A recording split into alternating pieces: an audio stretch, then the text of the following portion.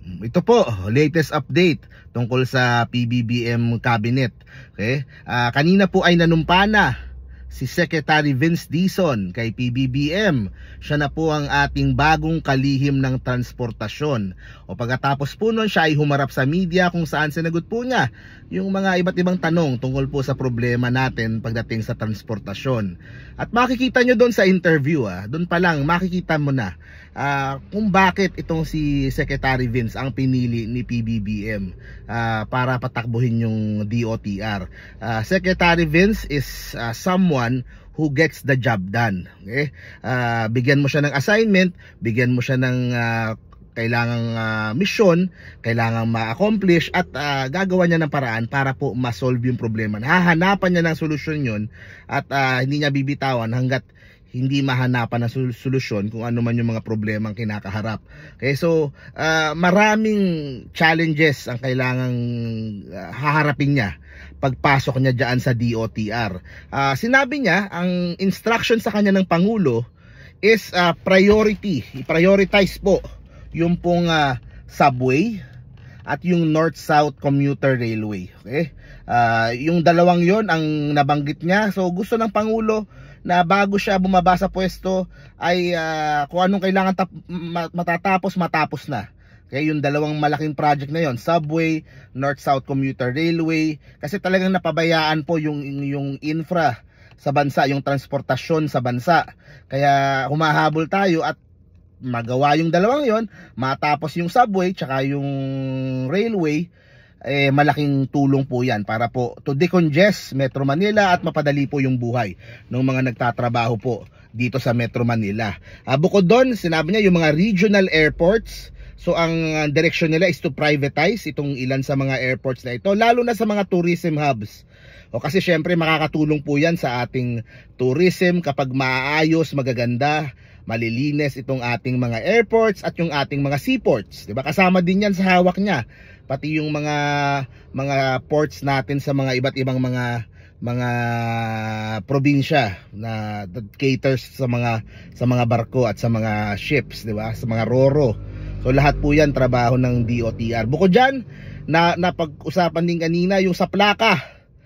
Sabi niya unacceptable na hindi natin nabibigay kaagad sa mga vehicle owners yung kanilang mga plaka, 'di ba? Hindi naman rocket science yung pagprint ng plaka ng sasakyan. Bakit na-delay? Anong kailangan? Kailangan mo ba ng bagong factory? Kailangan mo ba ng... So ganun klase mag-isip si Secretary Vince. Hindi acceptable sa kanya yung kakamutan mo siya ng ulo, hindi mo mapaliwanag bakit hanggang ngayon wala pa rin yung plaka. Bayad naman yan, binayaran naman yan ng mga vehicle owners. Bakit hindi natin mabigay sa kanila yung something as simple as yung plaka? O yun pa lang yung isang example pa lang sa mga challenges na kakaharapin nitong si Secretary Vince. O pagdating po sa transportasyon, ang daming issue po dyan, ang daming mga kailangang pagtuunan ng pansin, di ba? Ako naman personally, ulitin ko yung mga panawagan ko, yung sa Mindanao Railway.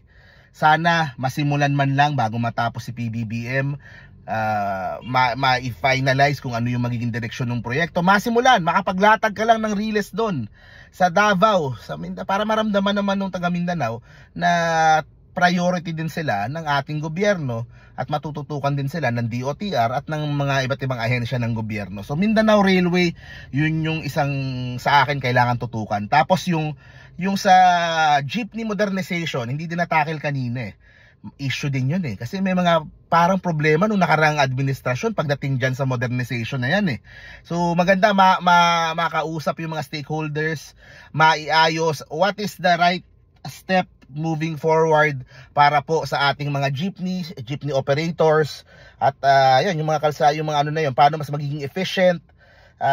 Kung ako lang, mas maganda kung yung ginagawa ng Quezon City, di ba, yung puro mga libreng bus, ang laking impact din nun yung puro bus na lang para at least save ng space, di ba, kesa maraming mga maliliit na sasakyan.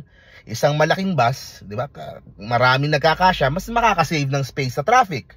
So yung mga ganong klaseng mga issue yung kailangan niyang harapin. Of course, yung sa EDSA busway, napag-usapan din sa carousel, and yan, he believes in that project. Gusto niyang padaliin yung pong experience ng mga commuters when riding yung mga carousel at yung iba pang mga mass transport system ng gobyerno. Ang sabi ni Secretary Vince, ang una niyang gagawin ay mag-iikot. Okay, susubukan niya yung carousel, susubukan niya yung MRT, yung EDSA, traffic, to experience and to look for solutions kung paano mapapadali yung buhay ng mga commuters at ng mga vehicle owners natin. Talagang matagal ng problema yung traffic sa EDSA, and sabi nga niya, it takes the help of MMDA, DPWH, tulungan sila dyan. Kailangan coordinated yung effort, and Secretary Vince is someone na maraming magandang ideas kung paano maaayos yung mga yan. And sa akin, ito, tama yung choice na pagkuha sa kanya, lalo na on the last 3 years ni Pangulong Bongbong Marcos. It's about legacy na eh. Ano yung mga nasimulan mo, ano yung mga natapos mo sa iyong termino, at pagdating dyan ni Secretary Vince, he is someone who gets the job done. Ayusin yung mga kailangang ayusin, bilisan. Ang parating paulit-ulit niyang sinasabi is bilisan eh. Bilisan yung mga proyekto. Siguro si Pangulong Bongbong Marcos gusto niya talaga na matapos ito para magamit na kaagad ng mga tao. And syempre, para dun sa kanyang administrasyon, that's talagang solid na accomplishments na makikita mo at magagamit mo na. Kaya ayun, I wish Secretary Vince the very best. Suportado tayo dyan. I believe he is the right person for the job. Ang gusto natin, mapadali yung transportasyon ng bansa, masimulang ayusin yung ating mga mass transport system, masimulan sa Mindanao, at syempre may mga parating din ng mga BRT projects. So matutukan lahat yon. So yun po. So tuloy-tuloy lang po yung coverage po natin. See you po sa next video. Stay safe parati guys. Bye bye.